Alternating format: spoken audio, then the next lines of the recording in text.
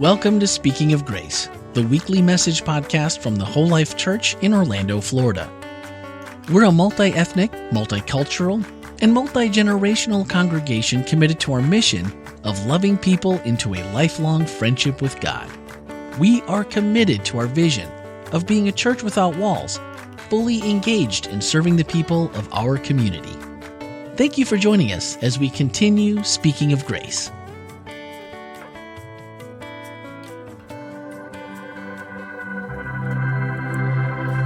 Happy Independence Day. Is it too early to say that? It's okay with you, family, if I say Happy Independence Day? We'll see whether or not by the end of the sermon it's too early or not, okay?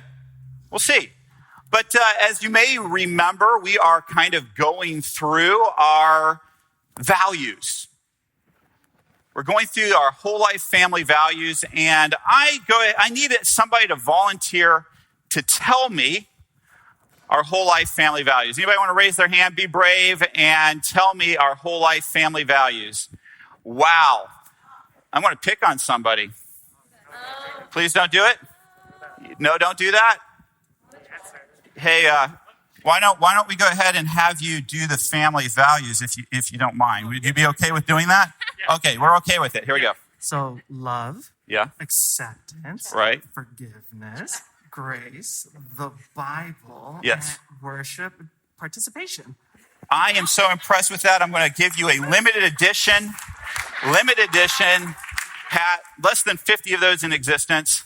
All right. And for those of you at home, if you wanted to see what that hat looks like right there, that's what it looks like. And you're thinking, man, I should have come to church and I could get a hat.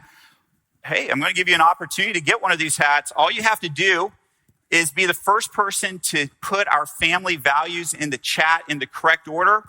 And I'm going to send it to you wherever you're at. All right? Okay. So there we go.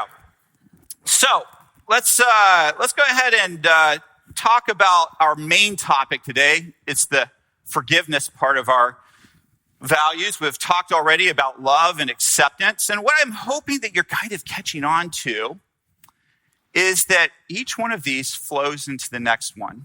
Are you catching that? They're all very interconnected. If you don't have love, it's very hard to practice acceptance. And I want you to see today that if you don't have love and acceptance, it's very hard to forgive.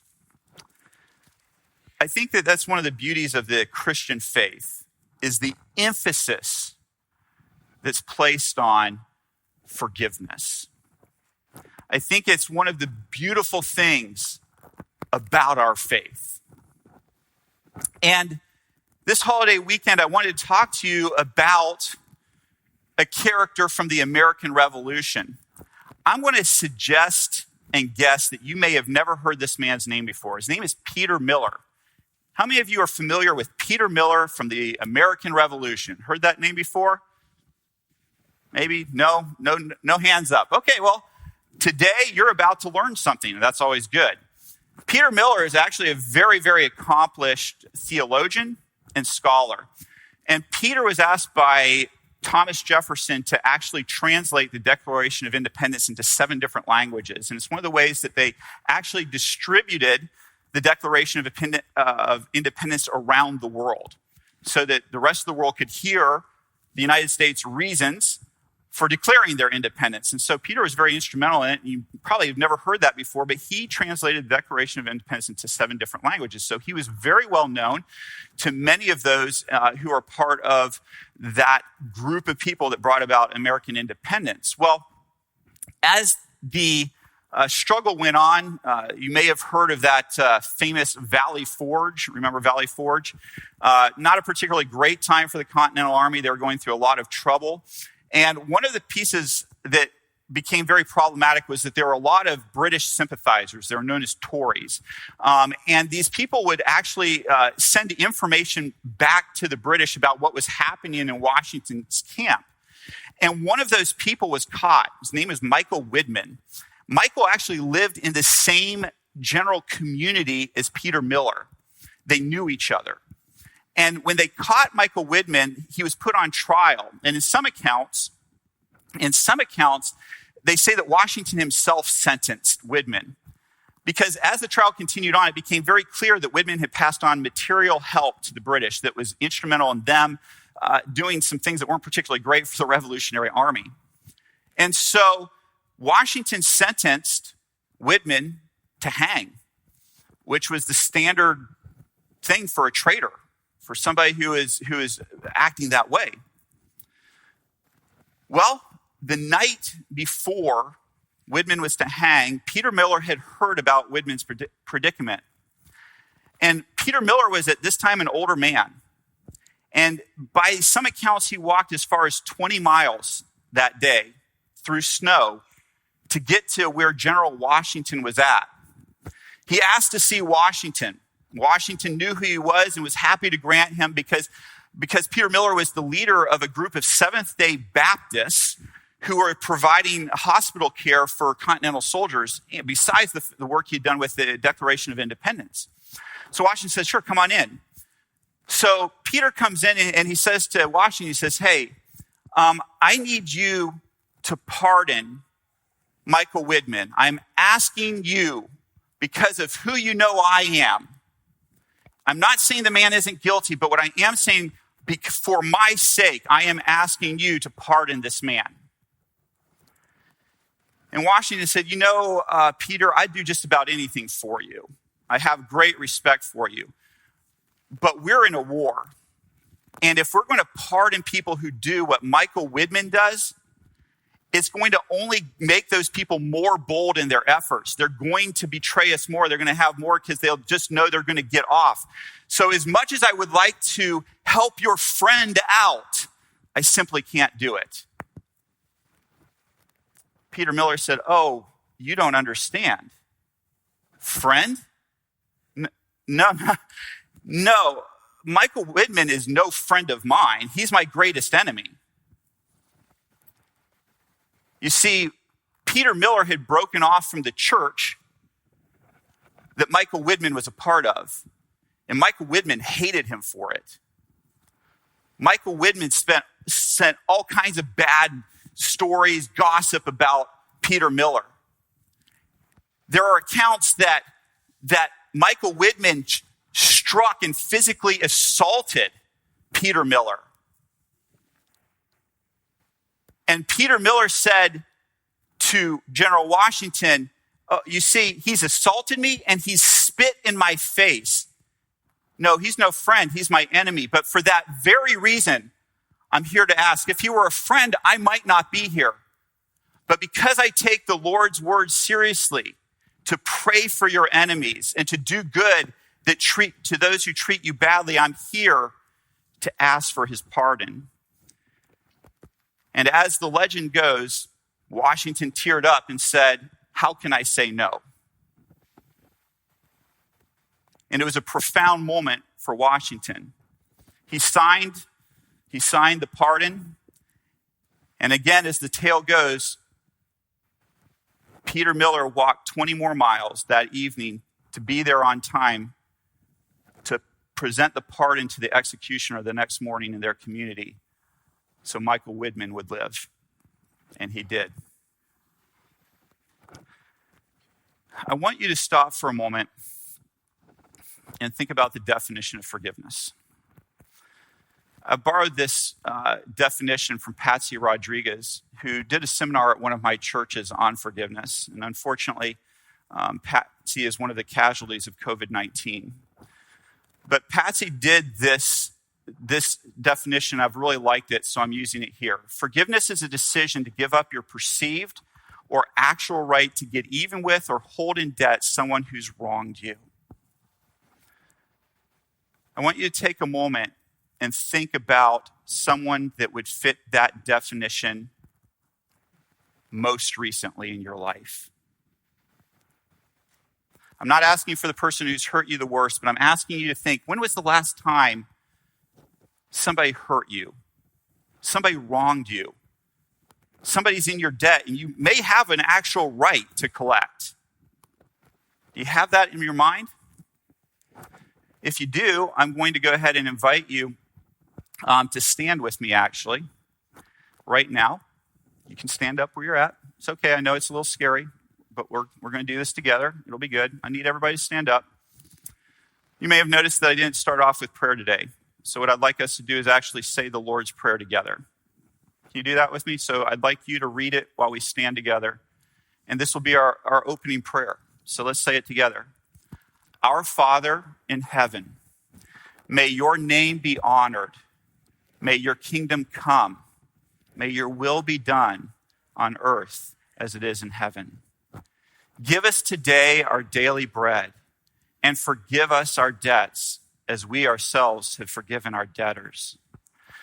And do not lead us into temptation, but deliver us from the evil one. Amen. Stay standing. I want you to see the visual here. If when I asked you to think of somebody who has wronged you, you could think of no one because you have never been wronged by anybody in your life, you can sit down. For those of you who may be at home, nobody's sitting down. So now what I'd like to ask is, if the wrong that you thought of was in the last week, would you sit down? If the wrong that you thought of for that person was in the last week, how about the last month? Year? Decade? You can sit down. I think that if we really think about it, we get wronged on a pretty regular basis. There's the ones that really stand out to us, the deep wounds. Those are the ones we think about. But every week there are hurtful things that are said to us. Slights at work. People who cut us off in traffic. And that's why I think forgiveness is such a central part of Jesus' discussion with his disciples and in the Gospels. It's because hurt and pain caused by others is a central part of the human experience. Sometimes we like to bury it up and deny it. Oh, that didn't hurt me.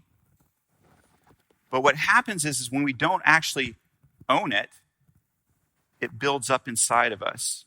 And we see it kind of express itself. Little explosions. We think, why did that person do that right there? It's because there is hurt and pain that they're dealing with. Hurt and pain caused by others is central to our human experience. And that's why I think Jesus spends a little bit of time talking about it.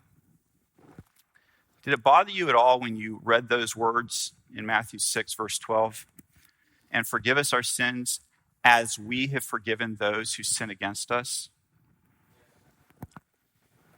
Yeah. That can be a really challenging verse. And to add some insult to injury, Matthew, unlike the other gospel writers, actually decides he wants to highlight it. Because in verses 11 and 12, he says, sorry, that's not the one that I thought it was going to be. So anyway, I don't know where it went. We're going to find it later. All right. In those verses, Jesus actually says, Matthew adds at the end of the Lord's Prayer, and if he highlights it again, if you do not forgive those who've sinned against you, your heavenly Father will not forgive you. But if you refuse to forgive others, your Father will not forgive your sins. I wonder if Matthew maybe had a special place for forgiveness in his heart as a tax collector. Kind of wanted to be like, hey guys, you really do need to forgive. Jesus, remember Jesus said that?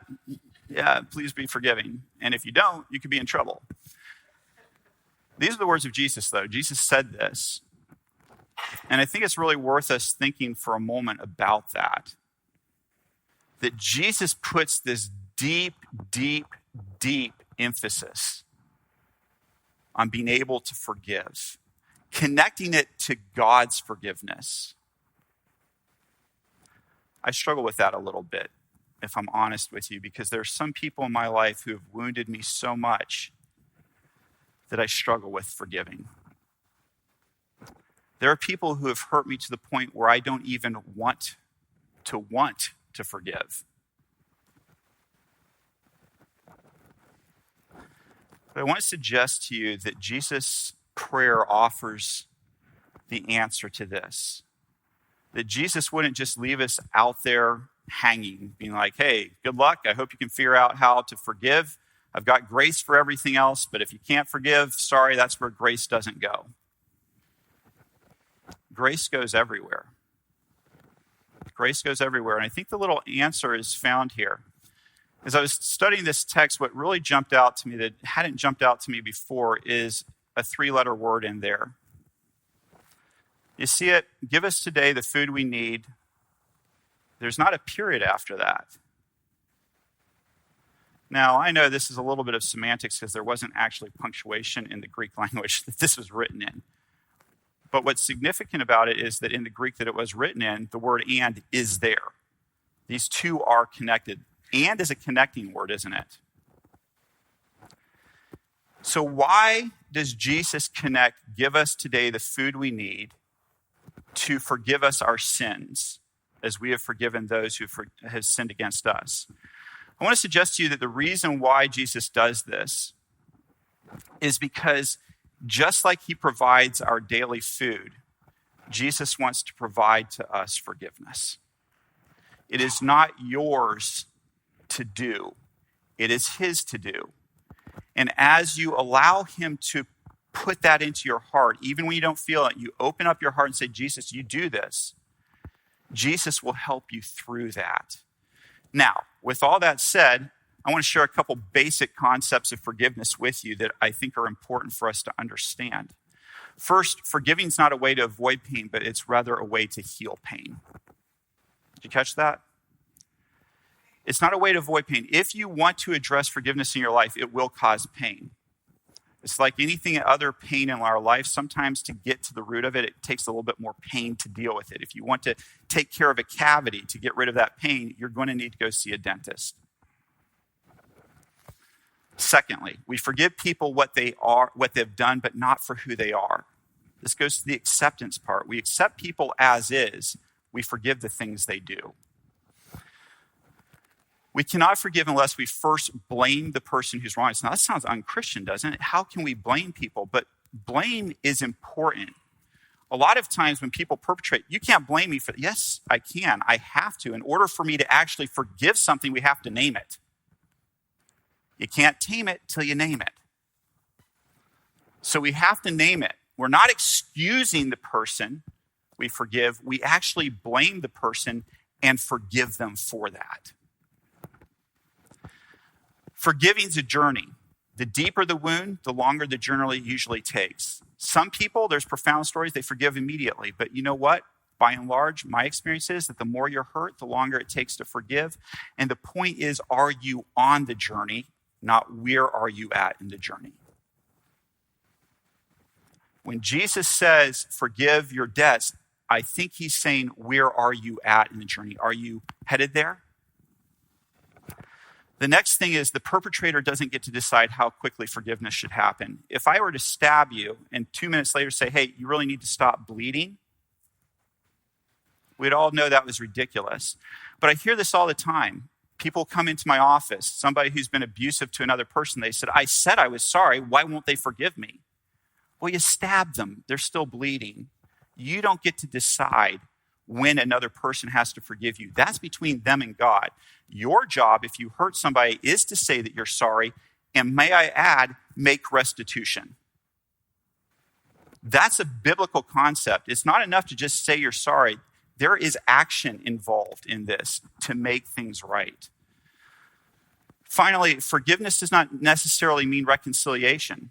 A lot of times we get these things confused and we think, I haven't really forgiven somebody because I'm not back in relationship with them. Well, the people that were driving nails into Jesus' hands and feet on the cross were forgiven, but there probably wasn't reconciliation at that moment because they hadn't accepted it. So reconciliation and forgiveness are not the same thing. These are two different processes.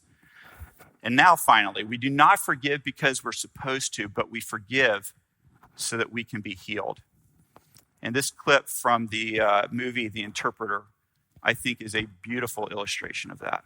What about rage? Of all the people that I've looked into since this thing started, the one with the darkest Zowani history, is you.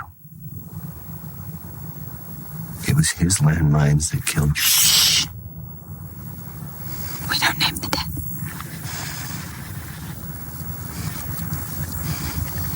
Everyone who loses somebody wants revenge on someone, on God, if they can't find anyone else. But in Africa, in Matopo, the Ku believe that the only way to end grief is to save a life. If someone is murdered, a year of mourning ends with a ritual that we call the Drowning Man trial. There's an all-night party beside a river. At dawn, the killer is put in a boat, he's taken out on the water, and he's dropped. He's bound so that he can't swim. The family of the dead then has to make a choice. They can let him drown, or they can swim out and save him. The Ku believe that if the family lets the killer drown, they'll have justice but spend the rest of their lives in mourning. But if they save him, if they admit that life isn't always just, that very act can take away their sorrow. Vengeance is a lazy form of grief. Did you catch that last line? Vengeance is a lazy form of grief. Think on that one for a little while. Family, I'm looking forward to talking more to you about forgiveness when we move into 2022. We've got a series coming up. I've only skimmed the surface today. We're going to do an actual series on this because forgiveness is such a difficult thing. If you're struggling with it, I don't want you to be discouraged today. I want you to know that pastors struggle with forgiveness. We struggle with hurt. And it's sometimes tempting when we read those words in the Lord's Prayer and in other places in the gospel that if we don't forgive, we won't be forgiven. It's tempting to feel hopeless. I can't forgive. I can't do that. I'm hurting too much. But I want to encourage you that the only thing that I would encourage you to do if you're in that place, if you can't find the will to forgive, is just simply to say, Jesus, I admit I can't do that. Please help me to find it. And then you'll be on the journey. And that's what God is looking for in your life. I want to suggest to you that freedom is found in forgiveness, as that video clip beautifully illustrated. There's freedom for the one being forgiven, but there's also freedom for the one doing the forgiving.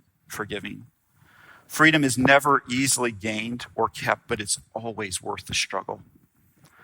Just as the duration of any war is uncertain, so is the duration of the journey to forgiveness. But let us not surrender and give up on freedom.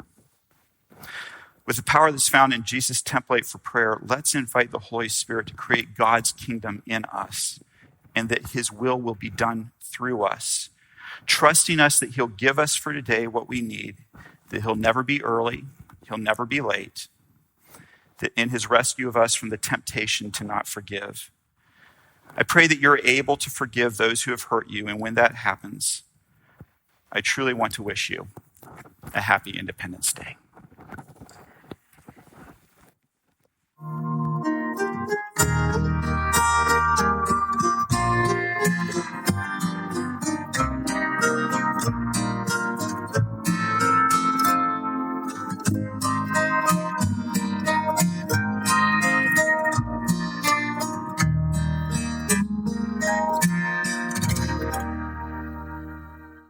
All right. Now is the time to submit your questions. If you're here in the house, you can jump on the chat room. I've got my iPad up here with the chat room. And I'll just do a quick note that Cecilia was the first on the website who's here in house to do the to answer all the values. So they get both hats. Well, you have matching hats. That's good. That's good. We'll make that work out. And Chantel on Facebook was the first one, so we'll be messaging you to get your address, Chantel, to get you your hat. So awesome. We have one question so far here online. It is also from Cecilia. And how do you forgive someone who hasn't acknowledged that they've wronged you? It's a hard one, isn't it? I think that may be the hardest. Somebody who's deeply wounded you. And unfortunately, I think those are the ones that are the hardest to forgive. Because as human beings, we want justice and fairness, and we want the other person to say, yeah, I messed up. But in the hardest situations, those people aren't going to do that.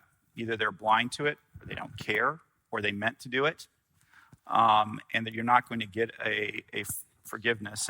And fortunately or unfortunately, Jesus does not make that a requirement for forgiving. He doesn't say, if they ask for forgiveness, you must forgive them. He says you have to forgive. And again, going back to Jesus on the cross, he forgave before anybody asked him for that forgiveness. And that's what I think is difficult about the journey. And that's why I think it's divine to forgive, because it really requires something beyond, I think, our normal human experience to be able to forgive somebody who's absolutely unapologetic for what they've done. That all sounds pretty good, but how does the experience of forgiveness impact the forgiver? How does the impact of forgiving impact the person who's doing the forgiving? Yes. I think it goes to it provides freedom. It allows them to move on with their life. In the case of a person who hasn't asked for forgiveness but is forgiven, remember that we said that forgiveness and reconciliation are two different things. So if somebody hasn't asked for forgiveness, I don't believe that you necessarily need to be reconciled to them, but you do need to forgive them. And so I think that what forgiveness does is it allows me to move on, to say, I've done what I need to do here. And I can now go ahead and let go of that and live my life fully. What do you think, Stan? I actually think that forgiveness is surrender. I really think that it's really all about the forgiver to surrender what's in their heart, especially a believer, to say, Christ, for whatever reason, that hurt me because of the absence of this. And because I'm understanding your love, I release that. So then it's really not about the other person. It's about me and my relationship with God. So that's kind of how I'm growing with this whole concept about forgiveness, taking it out of a duty, but more so taking it out of an experience and a surrender of myself to say, God, fill me that I might not have that negativity inside. So that's kind of how I'm thinking about it. I like it. We've got a lot of questions pouring in now. Trifina has a good one here. What is the difference between forgiving sins and forgiving people? Forgiving sins and forgiving people. What's the difference between the two? How can you forgive sins maybe, but not forgive the person, or is it? Well, is that possible? Going back to that, those bullet points that I was sharing that I borrowed from Patsy Rodriguez. We forgive actions, we don't forgive people. In other words, we're not forgiving you for being you, we're forgiving you for something you've done. And I think that's an important distinction to be made, that we're forgiving you for something that you have done, so we're forgiving you for a sin or a debt. And the interesting thing is in Matthew 6, there are two different words. In the first part, in the Lord's Prayer part of it, it's a debt. And then in the part that talked about if you don't forgive others' sins, you won't be forgiven, that's the actual word in the original language for sin. And so I think Matthew's trying to make a point that that debts are something that's owed to you, and sins can be the same way, that when somebody sins, it can feel like there's a debt there to you. But we have a duty, just like we would discharge a debt, to discharge the sins that people have done to us. There are so many questions coming in. This is probably your last chance to put them in if you're here watching live. And if we don't get to them, there is a podcast that we put out on Wednesdays. Here's another one, another good one. It's from Byron, who asks, who gets to choose, or how does one choose the restitution when one has wronged another? You know, I had something really powerful happen to me. I had somebody close to me in my life who had really wronged me. And they were going through a 12-step program, and they showed up. I can't remember which step it is, but there's a step that deals with restitution. And they showed up and they went through what they knew they had done to hurt me. They asked me if there was anything else that they needed to know about. And then they asked me, what can I do, if anything, to make these things right? And so I think that instead of us trying to figure out what we need to do, I think the right thing is to say, Stanton, I've hurt you. I think I could have an idea of some things I could do, but what would make it square for you? What would make it right for you? But we sometimes have a hesitancy because we're afraid of what the bill might be. But in my experience, when you go and say that to somebody, they're so taken back that often it's actually it's an incredible healing. When this person had that conversation with me, it brought us together and has kept us together since. It kind of reminds me of what happens in a film called Lord Save Us from Your Followers, where there's people going to a parade of wronged people. I'll just keep it vague. And they set up a forgiveness booth for those people. And the results are amazing. So to just go out there and directly interact with those that we've wronged. Dan Merchant, who made the movie, great guy, borrowed that from the book Blue Like Jazz. Did I get that right? Mm-hmm. By Donald Miller. And they set up, I think we just say, they set up a confessional during Gay Pride in Portland, mm-hmm. Oregon, and apologized for the way that Christians have treated people in the LGBTQ community. And I think that those apologies are overdue with the way the hate that has been focused at that community. Rather than having a civil and Christ-like conversation about it, we've turned it into hate and anger. And so I love that movie, and I love the thought behind it. So many good ones coming in. Stanton, I think you have a question. I'll try to decide between all of these. Oh, okay. You put up The Interpreter as the movie, and the line that really struck me was, life isn't always just. And I was trying to place that in the realm of forgiveness. Because, hey, after all, when I forgive you, as you mentioned, I want you to say something. And oftentimes, there may not be anything to be said. So how do you reconcile that line? Life isn't always just. I really think that goes to the children's story that we watched and Jesus' parable on this topic about forgiveness. And I think that we really like it when the scale tips our way when it comes to justice. Right? When we're forgiven, we know that we deserved it, right? We're like, well, I was coming from a good place, or I didn't mean to do this, and I want to be forgiven. So we like it when the scale tips that way. We're a little less enthusiastic when the scale tips the other way, and that's why we're going to talk about grace next Sabbath. Awesome. All right, this is our last question. There's 2 or 3 that I still didn't get to answer, so maybe check out the chat room later. But 2 people asked the same question: why is it so hard to forgive yourself? Wow. I feel like I need some time to ponder that. I think that the reason, for me, the reason why I have a hard time forgiving myself is because it comes back in my memory, and I relive it. And when I see the person, I relive it, and it comes back. And there's that temptation to not believe that Christ's grace is sufficient. Mm-hmm. And so I think that because we know we have the power over our actions, sometimes we really struggle with the actions that we've done. I have the hardest time hearing that, God forgives all sins. It's always pursuing us. There's nothing we can do when it's about myself. I'm like, about them, totally. I get it. But when it's about myself, I have such a hard time going, it is, Well, unfortunately, we are out of time for these questions. No, forgive me. I want one more question. Forgiveness. Make sure you check out the podcast this week. I think this is a really deep topic, and that there's going to be a lot of discussion there. It's available everywhere that podcasts are heard or listened to. So check that out. I think it's still called 15 with Andy Rand. We actually have a new name, Jeff. We're debuting it this week. Oh, debuting it this week. Awesome. Yeah. You want to reveal that now, or I haven't asked Randy if it's okay to do it, but I think it we went with something that I really liked. We're calling it This is Whole Life. This is Whole Life. This is Whole Life. Awesome. Look for that podcast.